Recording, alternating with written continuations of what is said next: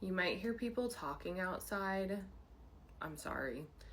The vision that I got is of you watching someone dig their own grave. I don't know entirely what that means for that person, but you're questioning and like kind of being firm with yourself about like, do I say something? And this Queen of Swords and the Devil popped out together, so I'm like, it's clear to me that you don't know what to think about the situation, so you're laying low. We also have the Ten of Pentacles here. I'm curious like how this affects you. Like why are you so concerned about this? The Fool. Why are you so concerned? Like if this is someone that you just care about, the Fool and the King of Cups. Oh, well, because maybe it's not really any of your business, and releasing a need for control is a big part of your path work right now, right? Justice, when I split the deck, that makes sense. I'm curious about where you're at, like archetypally here, what kind of position you're playing in this person's life. The only vision I have of you at this time is just watching, and like it's kind of like a mom watching their kid on the monkey bars and like not wanting to interject, because if the kid falls, then it's, you know, they just have to learn that way. You know what I mean? If you tell someone multiple times, like, hey, don't do that, you're gonna get hurt. You touch the stove, right? Okay, so you if you touch the stove, it's hot, you're gonna get burned. Don't touch the stove, right? And with Warrior coming out here, it's like you've done this before, you've seen it before, so you're just in the position of all you can do is observe. Is there any further guidance in this situation? And then we'll get like something about outcome and how that impacts you, for their guidance for the collective. Wow. These are all the same cards.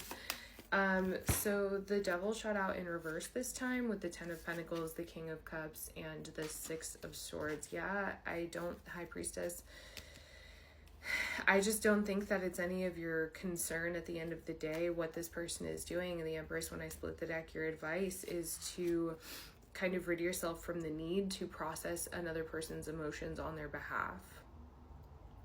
Whatever this is not your business anymore. It's not your concern anymore. And them like digging, meaning, I want to clarify that, because it doesn't necessarily mean that this person is not a part of your life, right? It doesn't necessarily mean that you're leaving a relationship behind or that you're advised to do so. That's not what this means. What this means is your path work. You are aware of your path work at this time. Your path work is to refocus on yourself, to bring it back to the self, to bring it back to the body, and not be attaching to other people's, you know, I'm hearing whereabouts or you know, dealings or whatnot. Like, it's just, at what point, like, where do you stop and another person starts, right?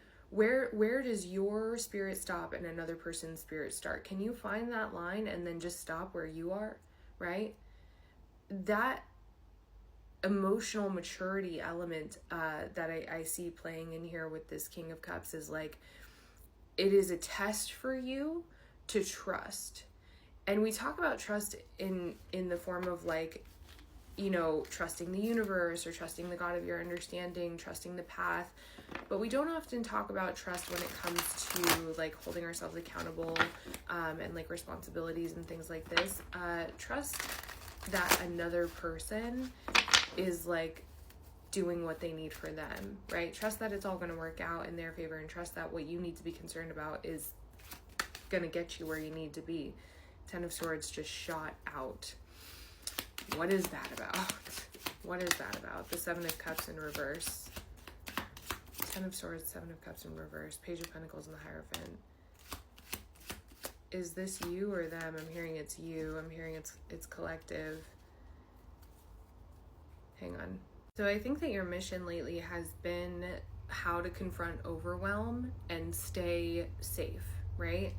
To feel like you have all of your ducks in a row. even in the face of perhaps things that you can't control. Okay, the sun with the, oh wow, the sun with the King of Cups and the Empress, full body chills. You're doing a good job at it, but you're pulling back. I think that, oh yeah, okay, so this is what I was about to get at, was maybe it feels like if you remain concerned about yourself, that hope, or, you know, the vision for, or the path that you're on with this person, it, like, if you don't keep doing what you've been doing, right? If you release control and allow this situation to unfold, trusting that everybody's kind of, that it's going to work out, you know, you can only control what you control, right?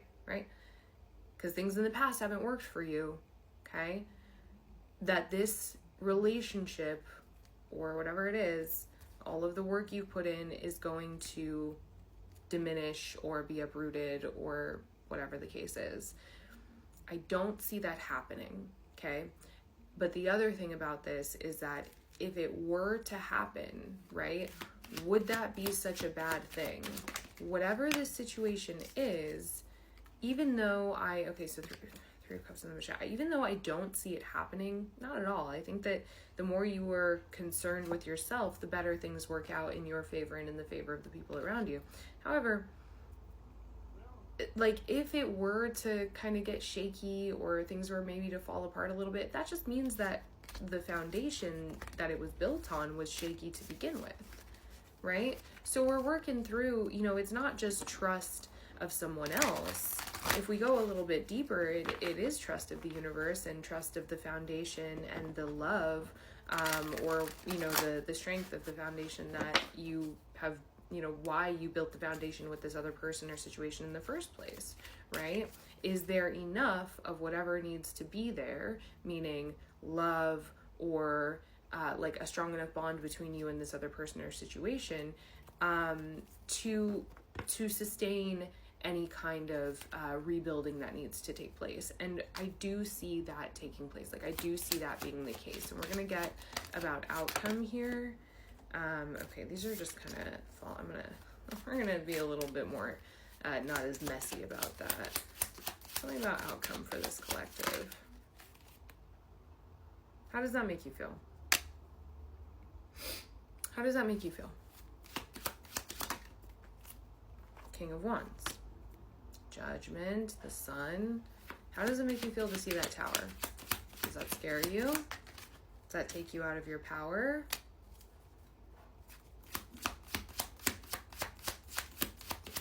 What is the outcome?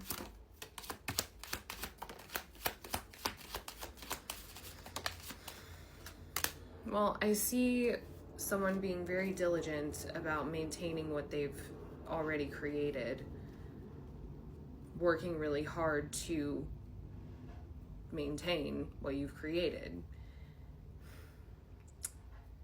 My main concern is this King of Swords in reverse. Whoever this other person is, or this situation is, there is a lot of care, which is why things can get so rough. The trick with this is, like, kind of determining if you're operating from, like, a codependent place, or if you're operating from a healthy place. Because even with something like a job, this can be codependent, right? The Tower falling here doesn't really seem too intense. It just seems like, maybe even with the High Priestess coming out here, and I do have the Hierophant in front of me as well, maybe even a bit of a self-fulfilling prophecy, right? So I would encourage you to use this reading as an opportunity to pivot, right?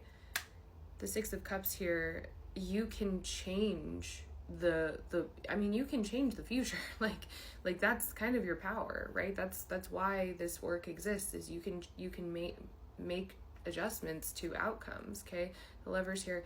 Not for a moment do I think that this is going to be some, like, crazy blowout, like, oh, everything's falling apart, it's not going to work out. No, but I do see an important lesson in control on both ends. There's clearly some codependency that needs to be worked out, and it all comes back to you. So don't be crass, be loving, and trusting. I trust you to do what you need to do, and I trust our relationship to